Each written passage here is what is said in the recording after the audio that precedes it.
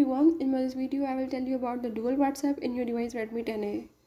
So if in this device you want to download a second WhatsApp, or you can say a dual WhatsApp, like you already have one WhatsApp but you want to download another same clone app, or you can say a dual app, you can do this in the few steps as I will show you. Before that, if you are new to my channel, don't forget to subscribe and hit the bell icon. Follow the steps and watch the video and you will know how you can download a dual WhatsApp or a second WhatsApp in your device. Let's watch the video.